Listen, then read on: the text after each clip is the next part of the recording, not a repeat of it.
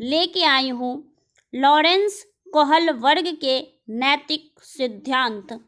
सबसे पहला क्वेश्चन तो आपका यहीं से बनेगा कि कोहलवर्ग जो हैं उन्होंने कौन सा सिद्धांत दिया था? तो नैतिक सिद्धांत दिया था। कौन सा सिद्धांत दिया था? नैतिक सिद्धांत दिया था, मोरल डेवलपमेंट थ्योरी ऑफ कोहलवर्ग। चलिए फिर आप नेक्स्ट देखिए, कोहलवर्ग जो थे वह अमेरिका के मनोवैज्ञानिक थे। कोहलवर्ग कहाँ के मनोवैज्ञानिक थे? तो अमेरिका के मनोवैज्ञानिक थे। अमेरिका में भी इनका जन्म जो था वह कहाँ हुआ था? न्यूयॉर्क में हुआ था। ध्यान रखिएगा कि इनका जन्म कहाँ हुआ था? न्यूयॉर्क में हुआ था। इनका जन्म 25 अक्टूबर, इनका जन्म कब हुआ था? 25 अक्टूबर 1927 ईस्वी में। कब हुआ था? 25 अक्टूबर 1927 ईस्वी में। और इनकी मृत्यु 19 जनवरी 1987 ईस्वी में, यानी कि 1987 में इनकी मृत्यु हो गई थी। तो अब ध्यान रखिएगा कि ये कहाँ के थे? तो अमेरिका के थे। चलिए नेक्स्ट देखते हैं कि नैतिकता क्या है। नैतिकता क्या है? What is morality? वह गुण जिसमें हमें सही और गलत की पहचान होती है। जिसमें सही और गलत की पहचान होती है। बच्चा अपने सामाजिक परिवेश से ही नैतिकता और अनैतिकता को जानता है। यानी कि बच्चा जो है वह कौन सा कार्य सही है और कौन सा कार्य गलत है, इस चीज़ को वह जब सीख जाता है तो यही नैतिकता है। बच्चा जो है अपने समाज में ही, चाहे वह मोरालिटी को सीखे यानी कि वो नैतिकता को सीखे या फिर अनैतिकता को सीखे, वो दोनों चीज़ कहाँ से सीखता है? समाज से सीखता है। चलिए नेक्स्ट आपका एक पॉइंट आता है नैतिक दुविधा। कौन सा पॉइंट है? Moral dilemma. मोरल डिलेमा में क्या होता है कि बालक को सही और गलत के बारे में डिसीजन ना लेने की स्थिति जो है वह नैतिक दुविधा कहलाती है। इसमें बालक सही और गलत के बीच में फ़र्क करने में उसको बहुत ही कन्फ्यूजन होता है। जैसे कि मान लीजिए कि अभी आप इधर टीचर का एग्ज़ाम का तैयारी कर रहे हैं, लेकिन आपका जो है किसी रेलवे में या एसएससी में भी जॉब लग गया और आपका इधर टीचर में भी जॉब लग गया है, तो आप में असमंजस की स्थिति उत्पन्न होगी कि हम टीचर का जॉब लें या फिर हम एसएससी वाला जॉब लें, हम कौन सा जॉब लें।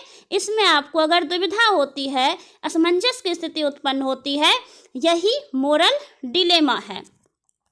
नेक्स्ट आता है नैतिक तर्कना।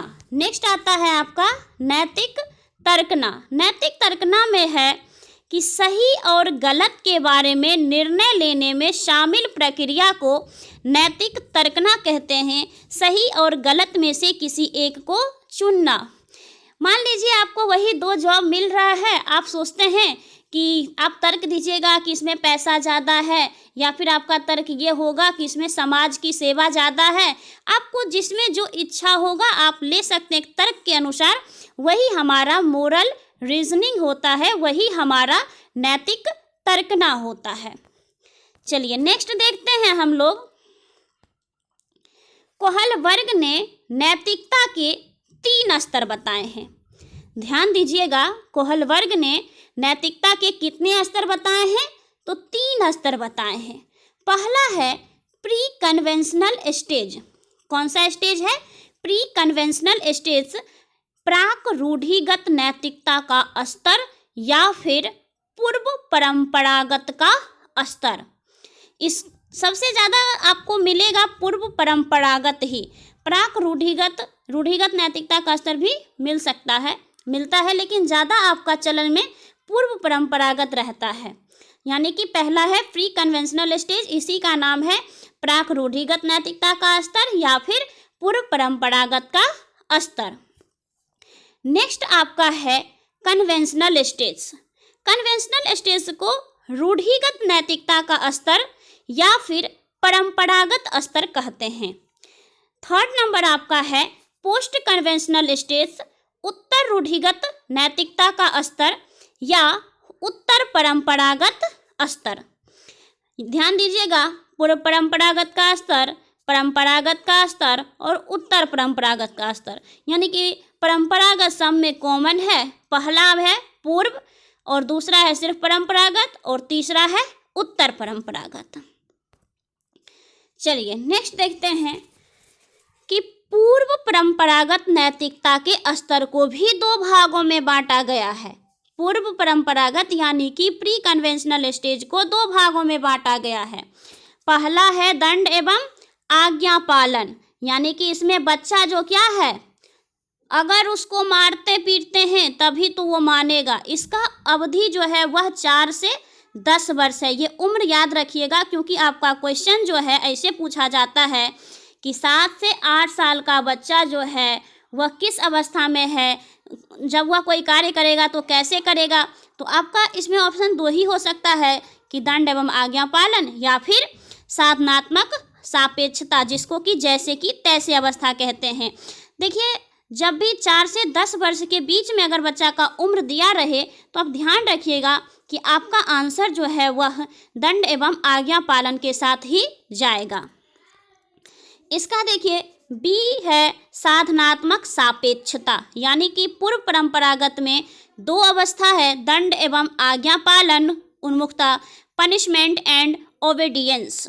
साधनात्मक सापेक्षता या फिर जैसे कि तैसे वाली अवस्था, इंस्ट्रूमेंटल रिलेटिविस्ट इंडिविजुअलिज्म।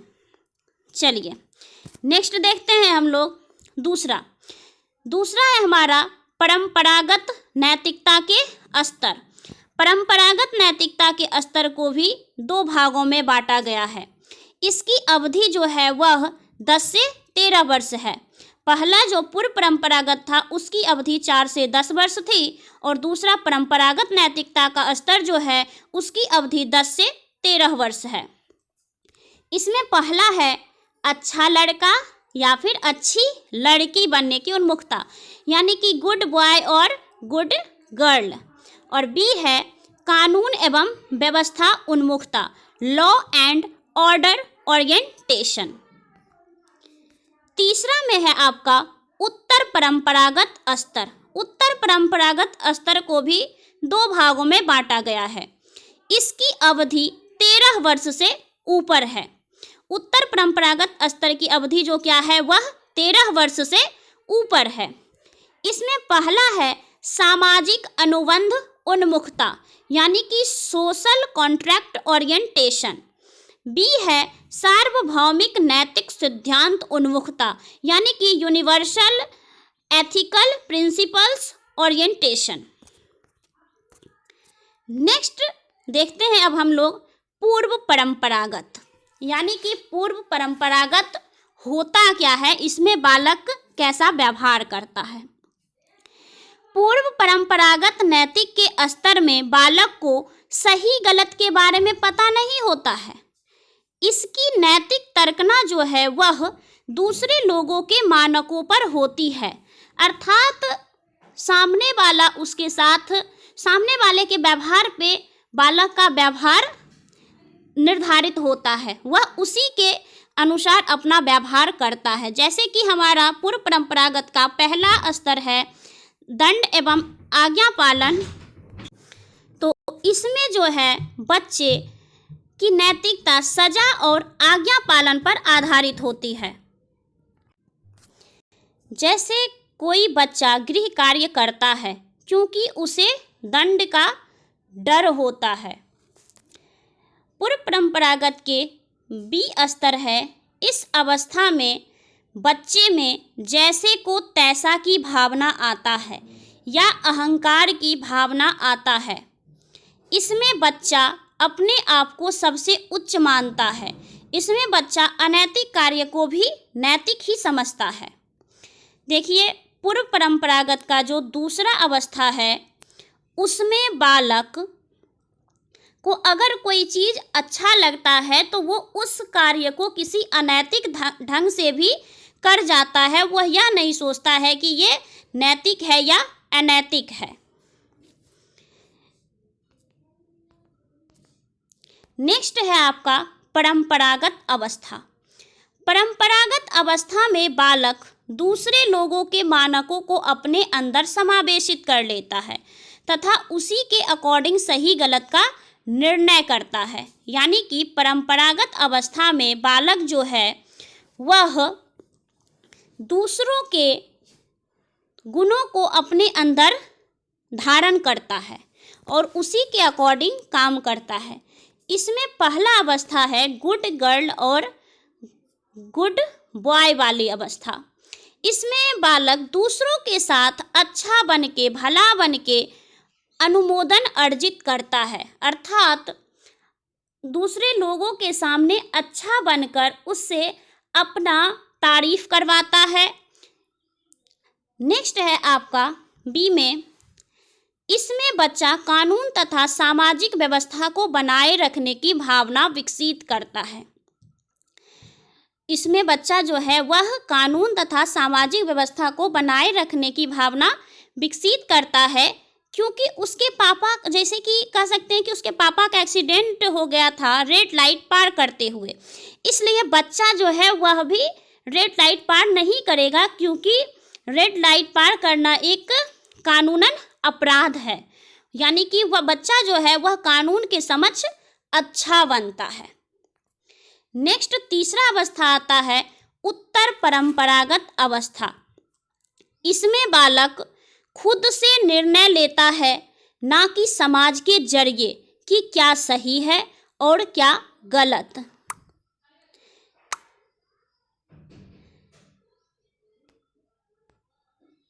इस अवस्था में बालक किशोरावस्था में पहुंच चुका होता है।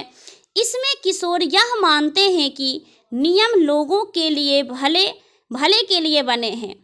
अगर किसी नियम से किसी का नुकसान होता है तो ऐसे नियमों को तोड़ देना चाहिए। जैसे कि अगर किसी का एक्सीडेंट हो गया है और रेड लाइट जल रही है और हम अगर वहाँ वेट करते हैं तो एक्सीडेंट जिसका हुआ है उसका नुकसान हो सकता है, इसलिए उस नियम को तोड़ सकते हैं और रेड लाइट जो है हम लोग पार कर सकते हैं। यानी कि किसी अच्छे काम के लिए बुरा काम करना पड़े तो कुछ देर के लिए चलता है। ये कहलाता है उत्तर परंपरागत अवस्था के पहले स्तर में।